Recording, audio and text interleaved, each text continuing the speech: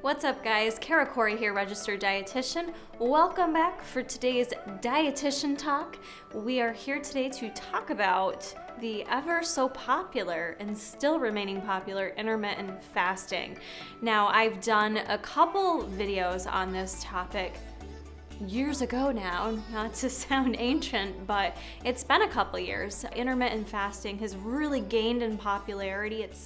It's been around for ages actually, but it really kind of gained in popularity around 2012 or so and has remained popular ever since and continues to be more and more researched. So I had a few of you every time I post a little box on Instagram asking what nutrition topics you want discussed, intermittent fasting always comes up. So I thought it'd be a good time for me to kind of refresh everyone on this subject, talk a little bit about what intermittent fasting is, what the claimed health benefits are, if you need to be doing it, who shouldn't be doing it, and what my personal thoughts are as a dietitian. Before we hop right into all that, please go ahead and hit the like button if this video interests you. Be sure to see if you're subscribed. If you're not, then hit the subscribe button, stick around, and you can also hit that post notification bell. That way you're notified every time that I upload, so you can be here in my community. So is intermittent fasting necessarily like a fad diet? No, not necessarily. I guess it kind of depends on how you look at that term. It's more or less a change in your eating pattern, if you will. And there are different methods of how you go about this, but intermittent fasting is essentially what it sounds like. There's periods of time that you allocate that you are allowed to eat versus periods of time that you are fasting 100%, nothing that's going to impact your gut. It should be mentioned that there are different methods within intermittent fasting that you can apply it. So some people do a method of fasting for anywhere from 1 to 4 days, up to 4 full days of fasting 100%. And then they have their other days as non-fasting days that they would eat their normal intake. There's alternating day method where some folks do 1 day fast, next day non-fast, and alternate in that manner. Some people do 2 days a week where they do a total fast. And then probably the more popular method is the daily intermittent fasting method, which is more consistent with the whole circadian rhythm of our bodies. And that's the 16-8 method, where you go for 16 hours fasting and then you do an 8-hour eating window. That's actually the method I used years ago when I did utilize intermittent fasting intentionally during bodybuilding preps.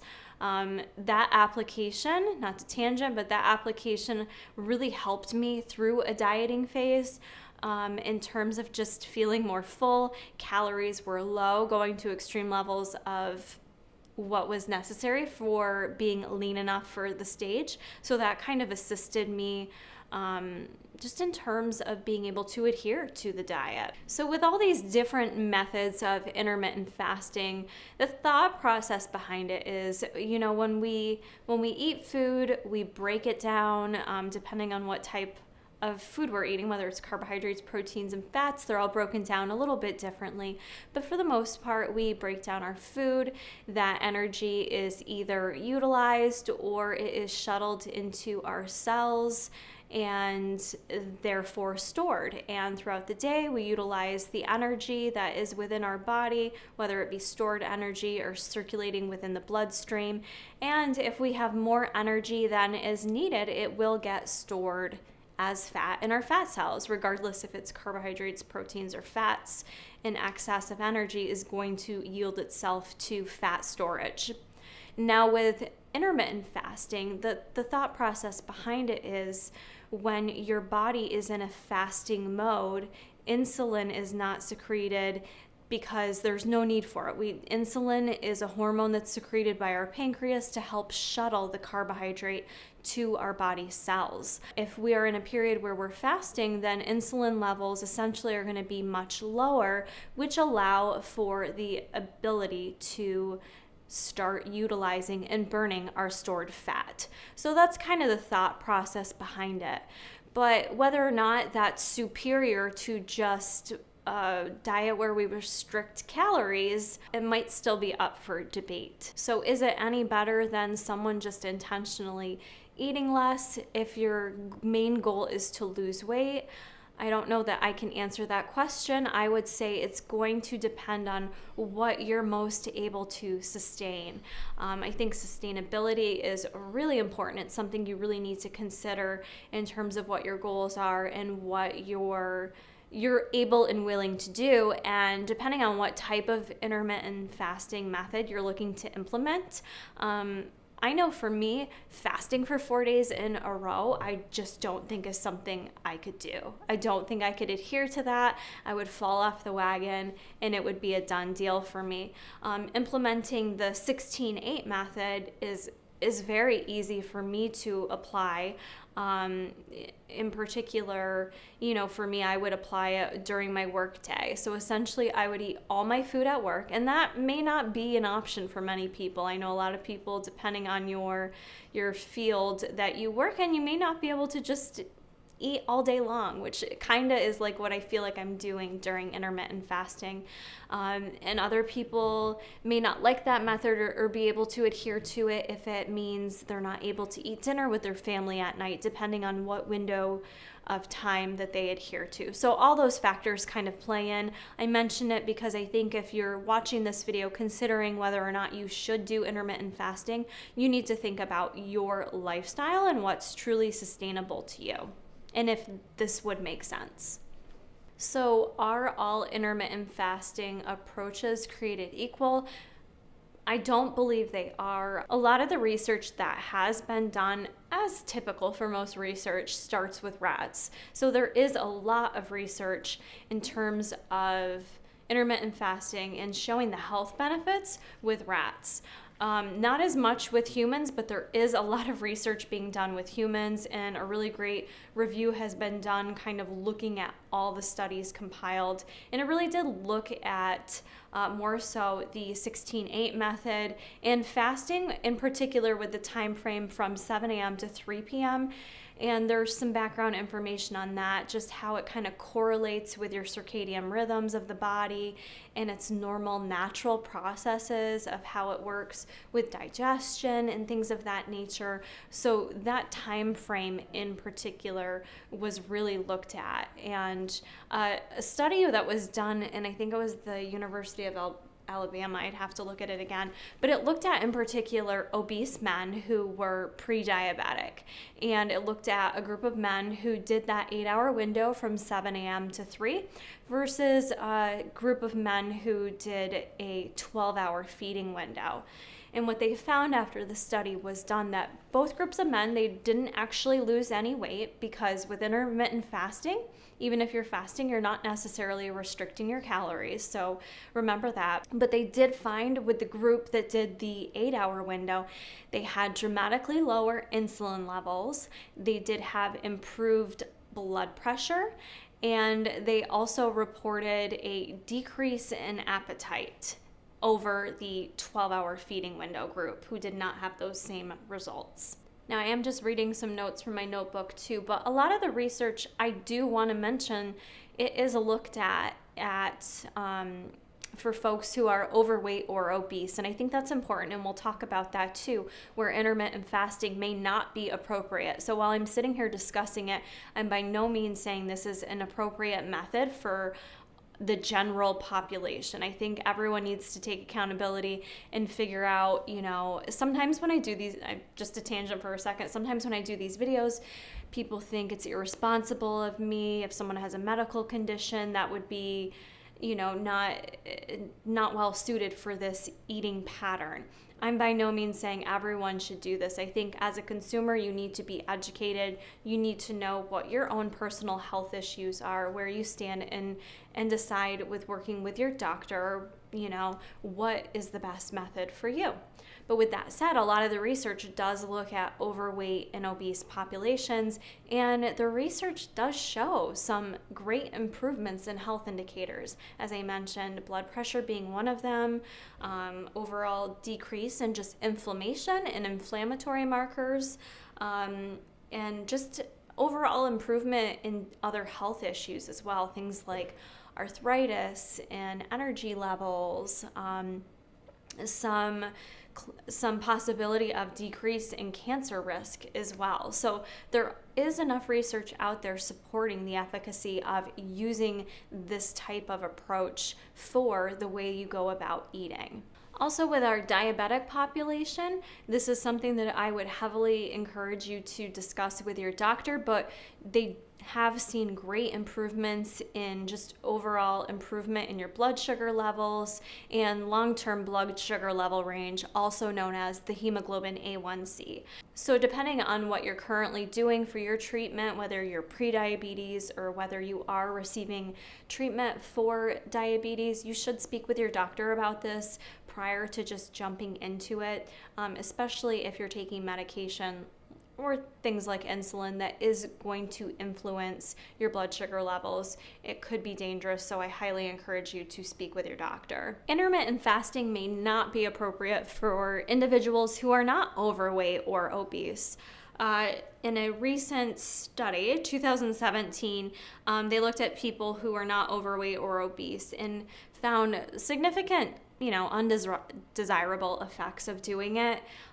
Changes in mood, extreme hunger, low energy, obsessive thoughts about food, binge eating behavior, overeating on days where they weren't fasting, depression, anger, fatigue, and confusion. And most people reported these behaviors or feelings lasted in the first few weeks of intermittent fasting. My personal belief as a dietitian, it comes back to sustainability with the individual. Depends on what other medical issues you have going on, obviously, but if you're not someone that really needs to lose weight, it's not really something you have to do or may see any benefit from. You may just see some of those negative benefits where you are obsessing over food, creating an unhealthy relationship with food, and I think we need to be very considerate of that kind of impact. People can become very food obsessed, and that can have some really long-term effects with how you go about your diet and your lifestyle. So that needs to be considered. Other individuals who really aren't appropriate are if you're underweight, especially if you have eating disorders or any history of eating disorders. Throwing in a restrictive type pattern like this would not be something I would suggest.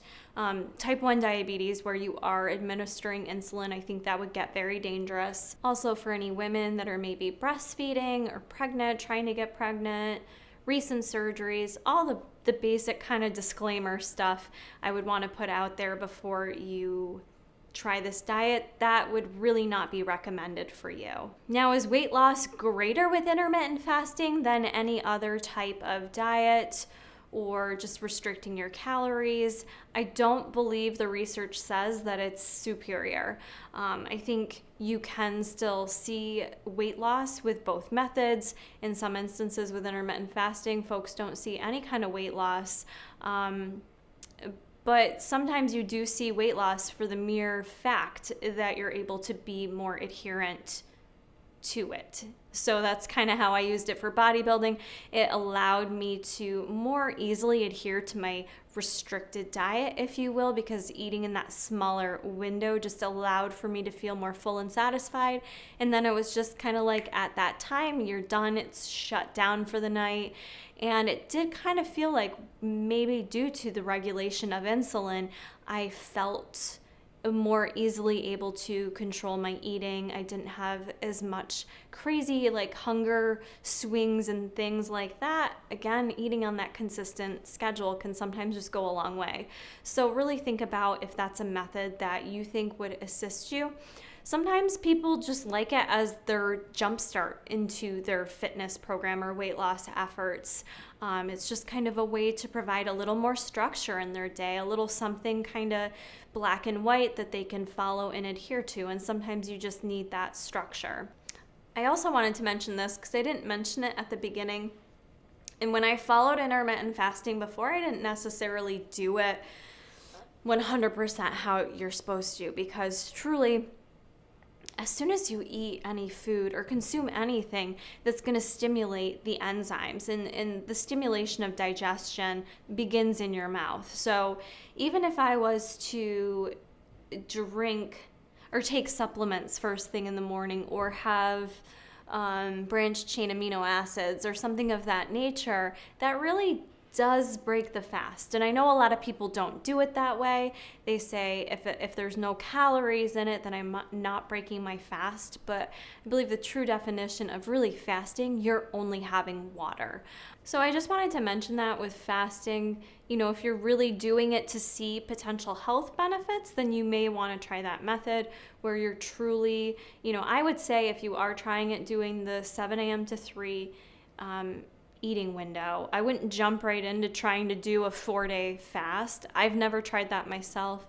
But doing the 7 to 3, the 16-8 method, and then from 3 p.m. on, you're done. So really you would not be drinking a decaf latte at nighttime or anything of that nature. You'd really want to get anything that's going to stimulate your gut enzymes and anything that would stimulate digestion. You'd want to keep it within that 8-hour window. As a dietitian, I am definitely not against this method. As I mentioned, I've utilized this before. I would just encourage you to kind of take a look at any medical issues you have, any other things that could be going on that could be contraindicated by taking this type of approach, medications, all of that kind of stuff that definitely needs to get looked at. And really think about the sustainability. That's really the big thing there. If you're setting yourself up for failure, you could still have some of those adverse effects, creating a food obsession, binging, things of that nature. So it's a fine line for who it fits with. Personal experience, I really enjoyed it during my bodybuilding prep, even though obviously I did struggle from low energy, mood, things like that, but I was in a bodybuilding prep. I didn't need to lose weight. I was doing it for the sport of it, if that makes sense. Sometimes I intermittent fast, just not purposefully. It's just like out of pure, that's how it works for me. Like sometimes it is just more convenient for me to kind of have things within an 8-hour window. So sometimes you may be doing it inadvertently and not even notice it, but to get real benefits from it, you probably need to be doing it more purposefully and consistently. The research continues on this, you guys, so I'm really keeping my mind open to how this approach, this eating pattern can be used for people in improving health markers. I am curious if you guys are for or against intermittent fasting. Let me know in the comments below. Let me know if you guys have tried it before and how it worked for you. It's a real hot topic that remains. So I don't think we're gonna see this going away anytime soon. And I'm excited to see them continue to research its use and its efficacy with different individuals and different, whether it's for use with prediabetes or just for weight loss in the obese, overweight population. I'm really excited to see what comes of this approach.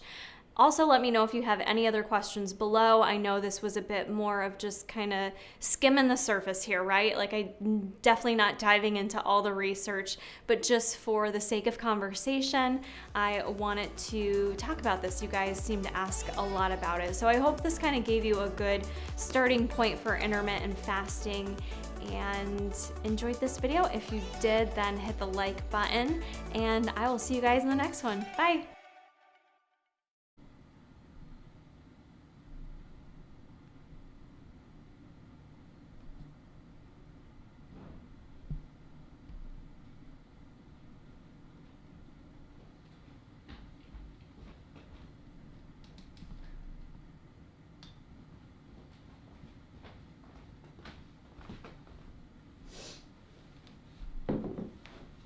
He literally did not move when I had it recording the whole time. He was just looking for you. My balls.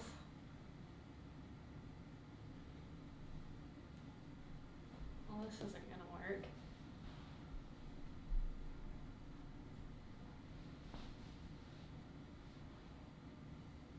Look at me. Sure does look Hug cute him. though. Hug him. That's my thumbnail. Look at the camera.